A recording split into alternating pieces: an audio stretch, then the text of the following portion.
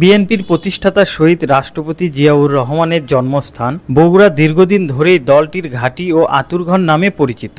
আগামী ফেব্রুয়ারিতে অনুষ্ঠিত হতে যাওয়া ত্রয়োদশ জাতীয় সংসদ নির্বাচনকে ঘিরে ইতিমধ্যে রাজনৈতিক উত্তাপ ছড়াতে শুরু করেছে গোটা জেলা জুড়ে। শহর থেকে গ্রাম, পাড়া, মহল্লা থেকে ইউনিয়ন, সবখানে ধানের শীষের আলোচনা। কে হচ্ছেন বিএনপির প্রার্থী, কে পাচ্ছে মনোনয়ন। আজকের ভিডিওতে আমরা জানব বগুড়ার কোন আসন থেকে কে হলেন বিএনপির চূড়ান্ত প্রার্থী।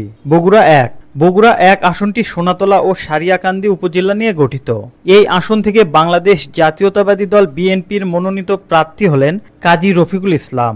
তিনি 2001 সালের অষ্টম জাতীয় সংসদ নির্বাচনে বগুড়া এক আসন থেকে বিএনপির হয়ে সংসদ সদস্য নির্বাচিত হয়েছিলেন।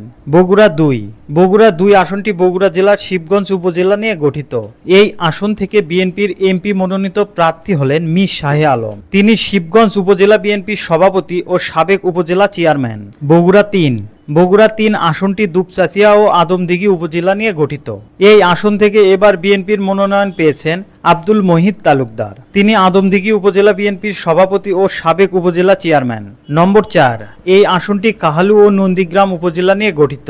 বিএনপির সাবেক সংসদ সদস্য মোশাররফ হোসেন হলেন বগুড়া 4 আসনের ধানের শীষের কাণ্ডারি। মোশাররফ হোসেন বগুড়া 4 আসন থেকে 2018 সালে একাদশ জাতীয় সংসদ নির্বাচনে বাংলাদেশ জাতীয়তাবাদী দলের মনোনয়নে সংসদ সদস্য নির্বাচিত হয়েছিলেন।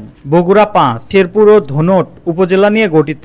বিএনপির কেন্দ্রীয় নেতা ও সাবেক সংসদ সদস্য গোলাম মোহাম্মদ সিরাজ বগুড়া 5 আসনে ধানের শীষের মনোনয়ন পেয়েছেন। তিনি বগুড়া 5 আসন থেকে বাংলাদেশ জাতীয়তাবাদী দলের বিএনপি মনোনয়নে পঞ্চম, ষষ্ঠ ও সপ্তম জাতীয় সংসদের সদস্য নির্বাচিত হয়েছিলেন। বগুড়া 6 এই আসনটি বগুড়া সদর উপজেলা নিয়ে গঠিত। বিএনপির চেয়ারপারসন ও দেশের প্রভাবশালী রাজনৈতিক নেত্রী বেগম খালেদা জিয়া এই আসন থেকে চূড়ান্ত প্রার্থী হিসেবে মনোনীত হয়েছেন। দীর্ঘ রাজনৈতিক পথচলা ও দলের নেতৃত্ব ও তার অভিজ্ঞতা নির্বাচনী প্রচারণায় শক্ত ভিত্তি হিসেবে কাজ করবে। বগুড়া 7 আসনটি গাবতলী ও শাহজাহানপুর উপজেলা নিয়ে গঠিত।